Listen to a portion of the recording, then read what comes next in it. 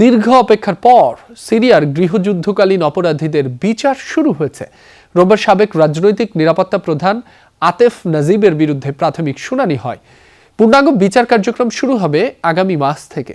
মামলায় সাবেক president Bashar আল আসাদ, তার ভাই এবং সেনাবাহিনীর সাবেক উচ্চপদস্থ কমান্ডার মাহের আল আসাদ সহ সরকারের একাধিক শীর্ষ কর্মকর্তাকে অভিযুক্ত করা হয়েছে।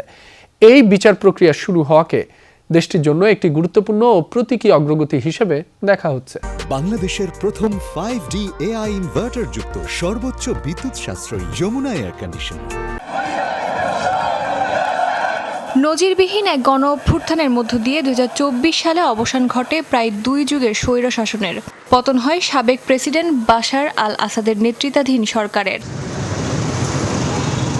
এর প্রায় 1.5 বছর পর সিরিয়ায় শুরু হলো শীর্ষ পর্যায়ের সাবেক কর্মকর্তাদের বিরুদ্ধে আনুষ্ঠানিক বিচারিক প্রক্রিয়া।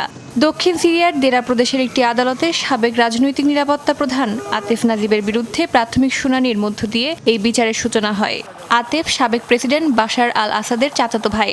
অভিযোগ, 2011 সালের গণ অভ্যুত্থানের সময় তিনি সিরিয়ার জনগণের বিরুদ্ধে অপরাধে জড়িত ছিলেন। আগামী মাসে পূর্ণাঙ্গ বিচার শুরু হবে।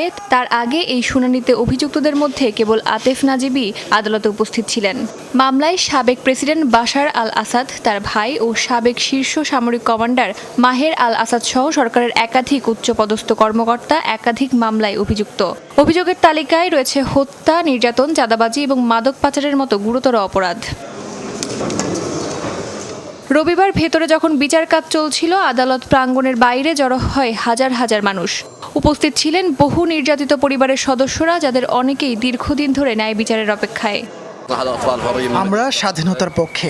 আমরা আজ এখানে আতেফ নাজিবের বিচারের জন্য উপস্থিত হয়েছি।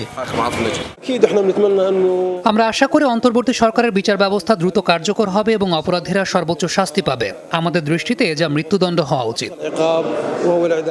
2011 সালে দেরা প্রদেশে একটি স্কুলের দেয়ালে সরকার বিরোধী গ্রাফিতি আঁকার অভিযোগে কয়েকজন কিশোরকে গ্রেফতার ও নির্যাতনের ঘটনা থেকেই শুরু হয় ব্যাপক বিক্ষোভ। সেই আন্দোলন ধীরে ধীরে রূপ নেয় দীর্ঘস্থায়ী গৃহযুদ্ধে, যা টানা 14 বছর ধরে চলে। বিভিন্ন সংস্থার হিসেবে এই সংঘাতে প্রায় 5 লাখ মানুষের প্রাণহানি হয়। 2024 সালের ডিসেম্বরে বিদ্রোহীদের আকস্মিক আক্রমণে বাশার আল আসাদের শাসনের অবসান ঘটে। পরে তিনি রাশিয়ায় আশ্রয় নেন এবং তার ঘনিষ্ঠদের অনেকেই দেশ ছাড়েন। দীর্ঘদিন বিচার প্রক্রিয়া শুরু না হয় সমালোচনার মুখে ছিল সিরিয়ার অন্তর্বর্তী সরকার। তবে এখন কর্তৃপক্ষ বলছে, যুদ্ধকালীন মানবাধিকার লঙ্ঘনের ঘটনায় দায়ীদের বিচারের আওতায় আনতে তারা আরও কঠোর অবস্থান নিয়েছে। অস্মিতা বিশ্বাস, যমুনা নিউজ।